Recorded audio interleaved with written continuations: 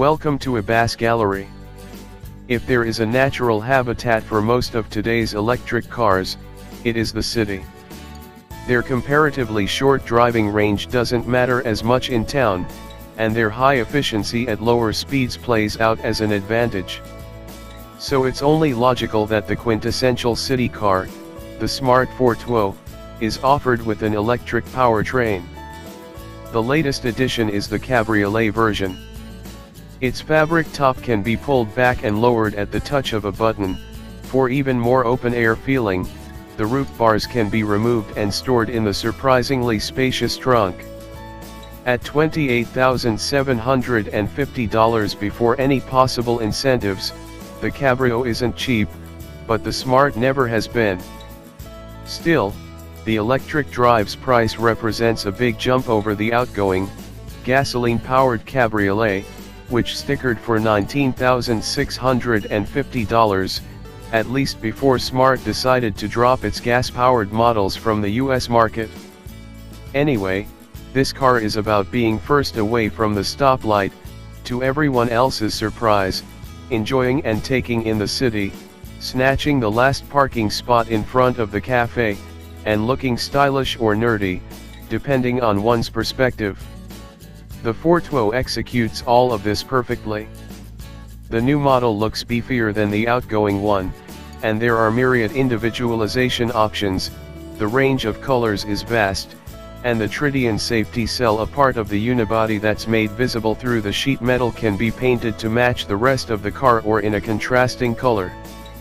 The mid-mounted, 80 HP electric motor produces a substantial 118 lb-ft of torque and punts the colorful gumdrop to 60 miles per hour in 11.7 seconds, says Smart.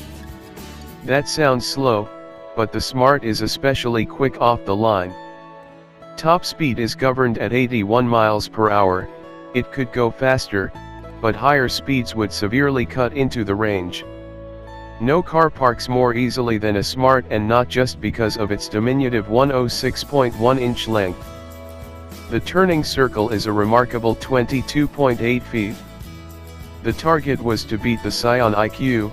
Smart had been embarrassed by the fact that the IQ had a smaller turning circle than the last gen Fortwo. The IQ has since been taken off the market, as has the Scion brand, but Smart buyers still benefit from the competitive spirit that went into engineering the new model. The electrically assisted power steering offers very little feedback from the road surface, and its strong self-centering action reminds us of old Citroëns. Of course, a city car needn't be a racer, but we think that a little tweaking could improve the feel quite a bit. At least the suspension is quite comfortable, although with such a tiny wheelbase, it seems to hop over any bumps taken with excessive zeal. The brakes, front discs or rear drums, also feel rather artificial. Smart says that the Fortwo can go 70 to 80 miles before it needs to be recharged.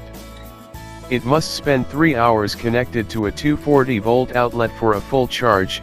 The alternative is 16.5 hours at a 120-volt household plug. While it's evident that this tiny convertible is a great city car, what's less clear is whether it works as a full replacement for the gasoline-powered Smart.